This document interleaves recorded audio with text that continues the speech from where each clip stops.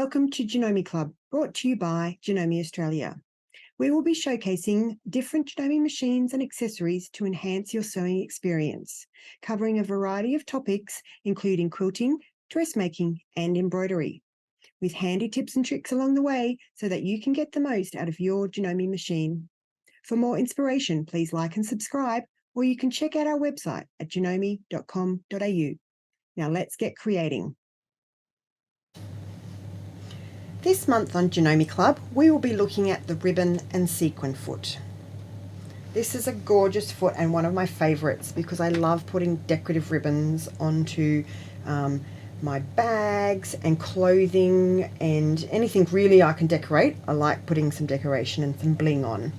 So what this foot does is it feeds through either your ribbons or your sequins and feeds it directly into under the foot, where the needle is, so that you get perfect placement.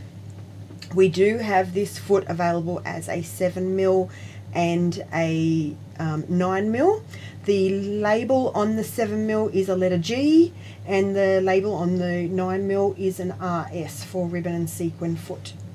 They both look quite similar, but you can get there's a little bit more functionality and range of ribbons that you've got on the 9mm. So on the 7mm foot, you can either do up to about a 4mm ribbon and then up to a 7mm ribbon.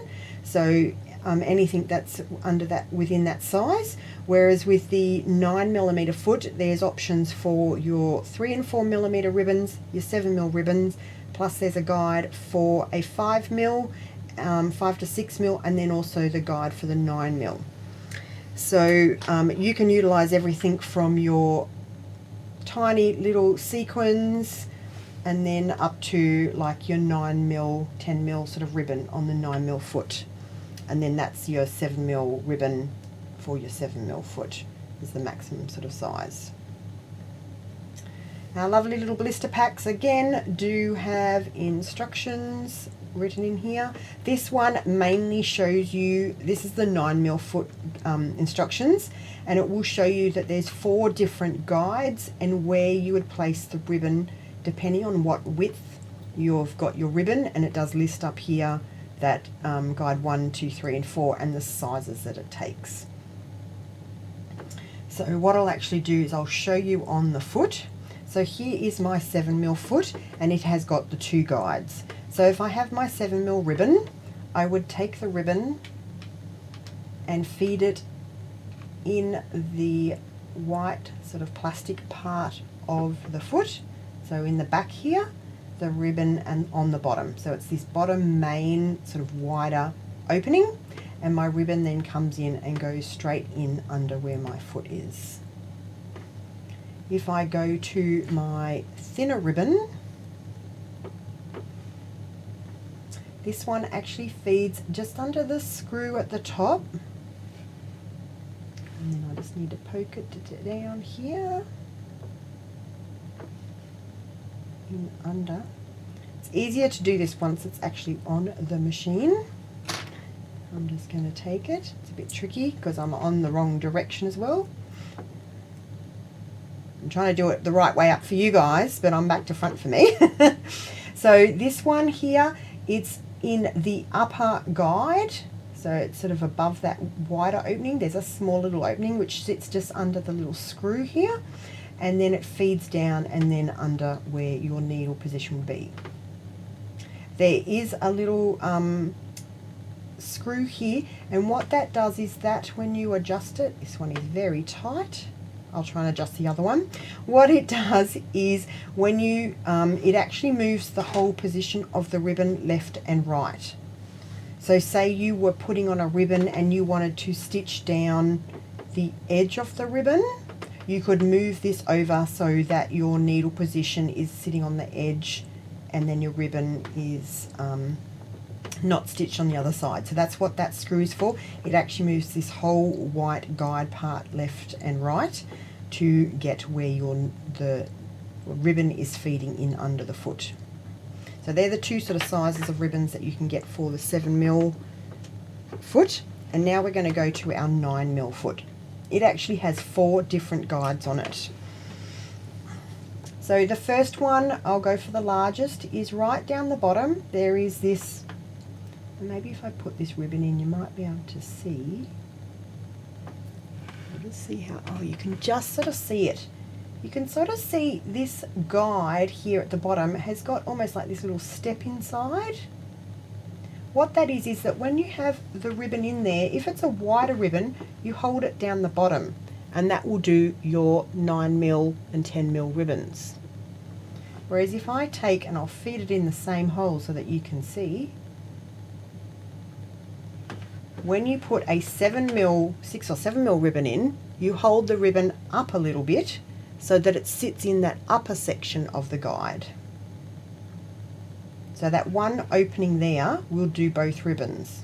And as you can see, you can actually stack your ribbons and stitch them down together. Take those ones out. Then we have a similar opening here. Sorry, get my little one. You've got a similar opening here that does your smaller ribbons. That will go in, and then we slide it into the opening of the foot. So this opening here, same as on my 7mm, it's just underneath the little screw, there's an opening there, and that slides in and feeds it right where our needle position is.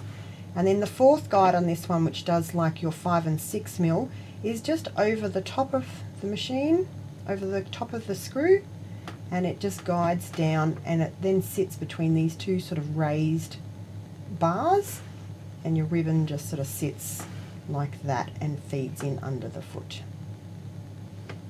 Let's see if this one will let me. It does. It's nice and loose. So you can see here that if I screw that, I can move that so it's right over. So you might even have like a little 10mm wide lace, which has got one side that you want to stitch down, the other one will be free. You can still feed that through, move this over so it stitches on the one side of your lace or ribbon and keeps the other side free. And then you can take it back to stitch in the center. Now with sequins on this foot, you just need to make sure you feed your sequins in the right direction. If I take some sequins here, you will notice that they all lay in the one direction. So you can see my sequins here all laying in this direction. So if I was feeding this through, the correct way to feed it is so that all the sequins are facing towards you. Because when I then, say if I just run my fingers down there, it's nice and smooth. So that's the direction how you want to feed it. If I had it the other direction here, and then I run my fingers down, you'll notice that it will get caught on all the sequins. So obviously if you try to put sequins in that direction, it will get caught. So you can only feed them in so that you can feel it nice and smooth towards you. Okay, now with thread, you can use any threads that you want to sew these down. If you were wanting to not see the stitches, you could use a finer thread. This is like 100 weight, you've got 60 and 100 weight threads. You could match the colour. So if you match the colour, you won't see obviously your stitches, or if you use a finer thread. But if you want to see your stitches, you could then use a regular sewing thread or even a decorative thread, and then that way you will see the stitches on top of the ribbon. So it just depends on the look that you want to get. Okay, so this foot attaches to our normal sewing shank, so it just has the one bar there. So it's just a matter of putting it in under the foot, and either you press the black button at the back of your shank. I don't know if you can quite see it, but there's either a black or a red button or lever at the back of your shank, which when you click it, the foot will come on and off. I tend to click my lever at the back and then clip my foot up. Some people prefer to put their foot, like they lower their foot as they push that little button to clip it on. It doesn't really matter, as long as it goes on that little bar and is attached, then it is there ready to go.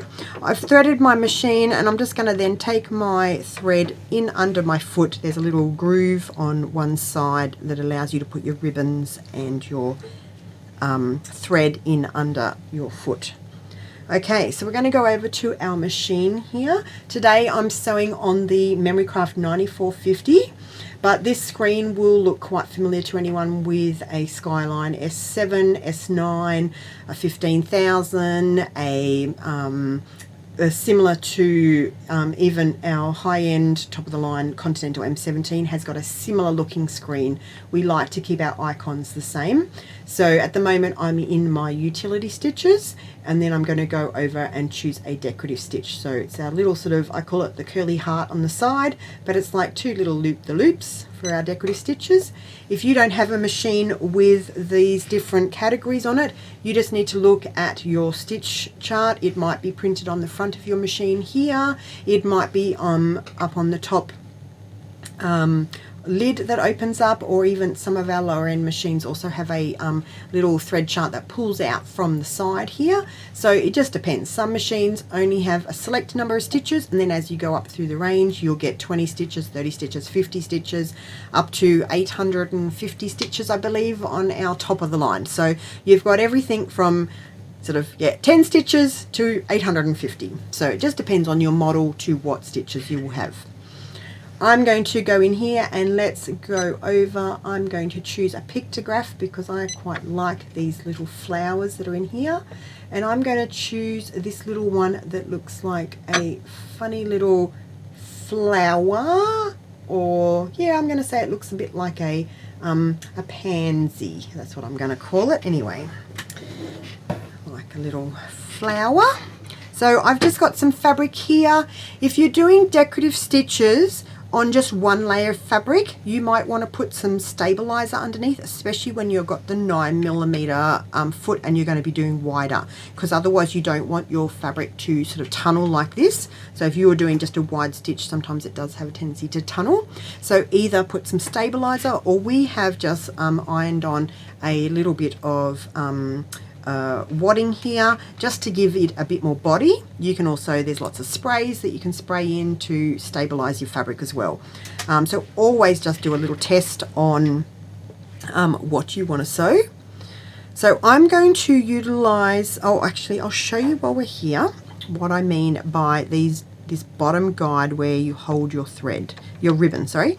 So I'm putting in my 9mm ribbon here, and as I would sew with this one, I would keep it quite flat down here because the guide for this one is at the bottom of that opening. So as we're sewing here, I just make sure the ribbon is sitting quite flat down to my work. But this one, we're going to sew with a 7mm ribbon. So I've put it in that same opening at the front, but when I stitch, let me just lower my foot, when I stitch with this, I hold my ribbon up at an angle, and that keeps it centered within that guide. If I let it go down here to the bottom, I do have quite a lot of movement left and right, and that would take it out of whack of where your stitches are. So this one, you hold the ribbon up, and that will feed down into the right guide. So I've got my stitch set up, I've got my ribbon in my guide. I'm going to hold it up here. You don't want to hold it too tight because you don't want to pull on it, but I'm just going to keep it up at that angle so it stays within my guide. My machine is going to do a bit of a lock stitch first, like it does on the decorative stitches. Then we're going to stitch out this little flower. It's quite a modern looking flower, I'm going to call it. So you can see here I'm holding this ribbon up, but I don't have any tension on it, because if I pulled on this ribbon it could distort the stitches that I'm trying to stitch. I'm just trying to keep it up in that top part of the guide, and you'll see here also I'm just very lightly holding my fabric and guiding it in the direction that I want to sew. So but I'm not pushing and pulling. One thing we often get is people saying the stitches are not forming properly. Quite often they are pulling or pushing their fabric through, and that will interfere with the actual feed of the machine. I've also put my speed down to about halfway so that I've got a little bit more control while this is stitching, because if I was stitching at full pelt, I might not be able to control it as well. Now what I'm going to do is I'm going to stop here. I'm going to press the lock stitch button on my machine. So I have here, yes we can, I have here a lock stitch. So when I'm doing a decorative stitch, if you press your lock stitch, what it will do is it will complete your pattern and then do the lock stitch off. Whereas if I wanted to stop straight away, I would press my reverse button and it would do the lock stitch straight away. So I want to finish this pattern, so I'm going to press this lock stitch. My button on this 9450 now is flashing, so that's telling me that this is engaged. And it will finish stitching this little flower, then it will lock off automatically for me. And if you have your thread cut after auto lock button on, it will also cut your threads. So then if we come across here, I'll try and get it. It's quite glary. We might go, well, I'll show you what it looks like if we go to maybe, oh, there it is. You can just sort of see the stitching on there. I don't know if we go to the other camera whether it will be any better. Which one are we on? There, that's sort of okay. It's a bit tricky to see this one. I'm going to stitch out on another colour, and the ribbon is a little bit more of a matte finish. So I'm going to pick it up. It's fallen on the floor. This one, it might show up a little bit better. Okay, so what I want to do on here though is I want to combine a couple of stitches together. Okay, so what we're going to do here is we're going to combine a couple of stitches so that we can stitch them out onto our ribbon. So I'm in my decorative stitch setting, so my little thing, and we have here the icon which is for combining stitches. So you'll notice that at the moment the thing that is highlighted yellow is I've got a heart, heart and heart. So that's showing you that it's just going to repeat the one design over and over. When I engage this, the part of the icon that is now highlighted has got a heart, a spade and then a diamond. So that's showing me there that I can now do a couple of different patterns and combine them together. So I can go into my decorative stitch category. I might go into my play stitches here. I might want to put the word stitch. We already have the word here, stitch, that's actually made out. You could also put in here, if you've got Stitch Composer, you could create your own stitches and then put them on your machine. We then will choose another decorative stitch. Let's choose this one here with a star. So I'm going to do a couple of stars. 3 stars I think look good. And I can then have a look at what my stitch pattern is. I can go through, I can make any adjustments that I want to each of these stitch patterns in my little sequence here. So I've programmed in the word stitch and then 3 little stars, and then it will repeat that over and over. So here we go to our foot. I'm going to place my ribbon into the guide. And put it in under my foot. My foot is then going down and we're going to start sewing.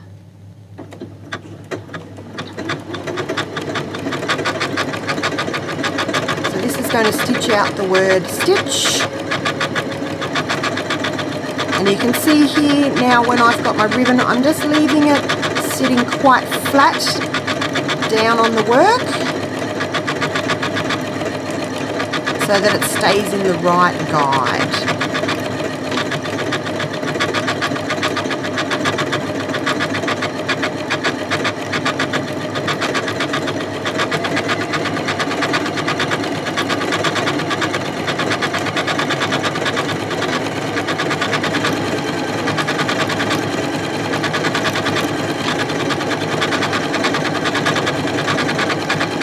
Press my lock off button.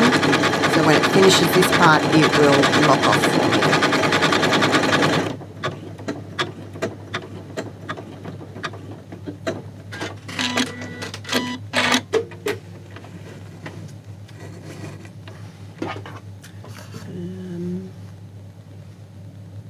You can just sort of see, you can't quite see. I've got it on some other examples, you can see it much better. Now the only other thing I want to show you on this, if I just go to a normal stitch, let's go just to I'm just going to go to, like, say, a regular zigzag stitch, and we're going to increase this up to a 7mm width. And what I'm going to show you is that you can stack.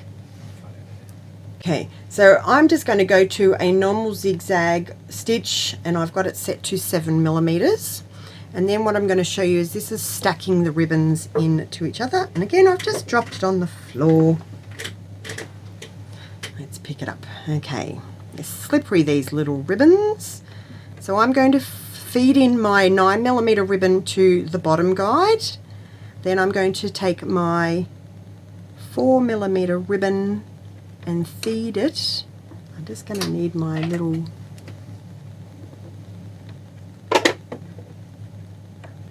so there's that little groove on the side of my foot. Feed it in under there. Oops, sorry. I told you they were slippery. And of course I'm doing this all on camera, so they're going to misbehave. Let's hold on to everything there.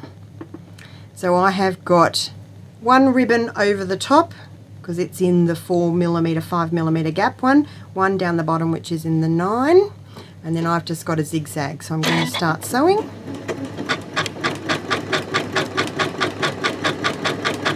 And then once we stitch, show you on the other camera, you'll be able to see these. We'll be able to zoom in and you can see. So now it's doing my little zigzag over both of those ribbons together. Okay, we're going to stop and we're going to cut off there. So what we'll do is we might zoom back over here to our other camera, and we've got here our little project. Let me just move some of these out of the way. So this is the project for this month, which is a beautiful table runner that we've put some gold sequins and gold lame ribbon, and then done some decorative stitching in gold thread over a navy ribbon and things like that. So it's got some beautiful decoration on it to make that. There is also, we did do the ribbon and sequin foot a number of years ago, so if you search for that up in the top left hand corner on our website or look under inspiration, you will find this European cushion that has got some applique and some ribbons on it. So this one has got these hexagon shapes that you cut out of some squares of fabric, which are then appliqued on over, get it into shot. So that the hexagons you cut out, you then applique down onto the shape, onto your pillow, and then all the raw edges are covered with ribbon that's then been stitched on by decorative stitches. Don't know if you want to zoom in there so that we can see our decorative stitches on our ribbon. There we go. Now we can see here we've got our lovely decorative stitches over the top. So you can see here you might have a narrow ribbon with a wide stitch, or you might have a wider ribbon and the stitch is the same width. And then if I bring up this other sample as well, you'll be able to see quite a range of different decorative stitches. So this is the same pattern, but I've put this one onto a quilt design. So I've utilised exactly the same pattern as the pillow, but I've put mine onto some wadding that's been quilted up. And I've used quite a range of different decorative stitches going over some different ribbons. So here you can see a yellow sort of curvy stitch that goes over this green. We've got a regular zigzag here. There's a sort of a wavy sort of line here that we've got, and this ribbon actually has like little loops on it, so it doesn't matter if the ribbon, or as I said, you can put lace through this as well. So there's quite a few different things that you can utilize the ribbon and sequin foot for, as far as it helps you put down so many different things onto as decoration, onto, whether it be, as I said, like I love buying denim jackets from, you know, the op shop, and I put an embroidery on them and then stitch like some bright pink ribbons on it, and I just love blinging anything up. So thank you very much for joining us for club this month.